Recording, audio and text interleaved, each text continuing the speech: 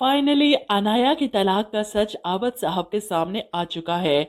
और अब जाकर ड्रामा मजीद इंटरेस्टिंग होगा, क्योंकि काफी अरसे से इंतजार था इस सच्चाई के सामने आने का, जो फाइनली सामने आ जाएगी कल के एपिसोड में।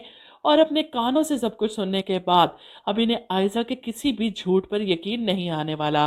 तो जैसे कि अब तक आपने देखा, आयजा अपनी ही बहन को धमकियां दे रही है कि तुम्हारी तलाक का सच सबके सामने आ गया तो सोचो तुम्हारे साथ क्या होगा। मेरा एहसान मानो कि मैंने तुम्हारी इज्जत बचाने के लिए तुम्हारी शादी रोहान से कर दी है। अपनी बहन की धमकियां सुनकर अनाया को तो बहुत गुस्सा आता है, लेकिन वो बेबस है। रोहान के सामने बताती है कि ईशल भाभी से बात करने पर आयजा आपी ने मेरा मोबाइल तोड़ दिया। तो ये देखकर रोहान को भी शदीद गुस्सा है। मेरा तो इस घर में रहने को ही दिल नहीं करता, जिस घर से मेरे भाई और भाभी को धक्के देकर निकाल दिया गया। रूहान अब मजीद बर्दाश्त नहीं कर पा रहा। आशिर भाई के बगैर इस घर में दिल नहीं लग रहा। अनाया अपनी माँ को फोन करके सब बताती है किस तरह आयजा भी मुझे धमकियां दे रही हैं, शयान की, मेरी तलाक की। ये सब सुनकर आयजा की माँ परेशान, मैं बात करूंगी उससे। इसलिए तो वो फोन करती हैं आयजा को समझाने के लिए कि ईशल के साथ जो कुछ तुम कर रही हो, अगर उसने तुम्हारी बहन की तलाक की बात सबको बता दी तो सब खत्म हो जाएगा। और वहीं दूसरी तरफ आयजा को बुलाने आबिद साहब इसके कमरे में आए थे कुछ बात करने। इसके मोबाइल पर कॉल आते देख रुक जाते हैं और नंबर देखकर उठा लेते हैं कि मुसरत बहन ने कुछ कहना होगा, इससे पहले कि वो बोलते कि आयजा कमरे में नहीं। वहीं दूसरी तरफ आयजा की माँ बिना आवाज सुने सब कुछ उगल देती हैं, जिसकी तलाक को हम सब छुपा कर रखे हुए हैं। अगर ईशल ने अपना मुंह खोल दिया तो क्या करोगी तुम। जिसे सुनकर आबिद साहब के पैरों तले से जमीन खिसक जाती है। इसी लम्हे आयजा कमरे में आती है। ताया अबू आप यहाँ। और वो आयजा पर चीखते हैं, अनाया तलाक याफ्ता है? सच बताओ मुझे, तुम्हारी माँ क्या कह रही है?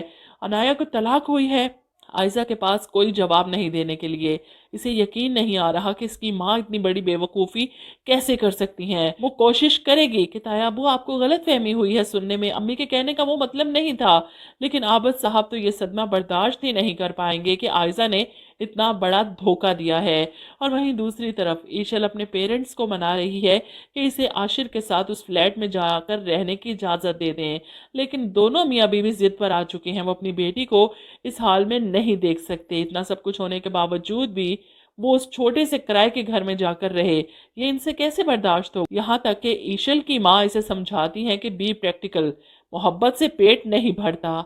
ईशल परेशान इनकी जिद पर कि मॉम मेरी खुशियां आशिर के साथ है, ये खुशियां नहीं बेवकूफ़ी है। ईशल बहुत बड़ी बेवकूफ़ी कर रही हो, आशिर के पीछे लगकर सब कुछ छोड़ रही हो। चंद दिनों में मोहब्बत का बुखार उतर जाएगा।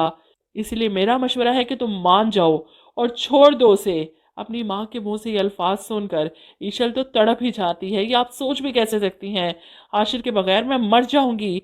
वो रोते हुए आशिर को बताती है कि मॉम डैड किसी तौर पर राजी नहीं हो रहे, लेकिन मुझे उनकी परवाह नहीं, मैं तुम्हें किसी कीमत पर नहीं छोड़ सकती। आशिर वो रो पड़ती है और इसे देखकर आशिर हैरान, क्या मतलब। ईशल के आंसू इसे सब सच बता देते हैं कि इसके घर वाले एक कंगले के साथ अपनी बेटी को नहीं भेजना चाहते।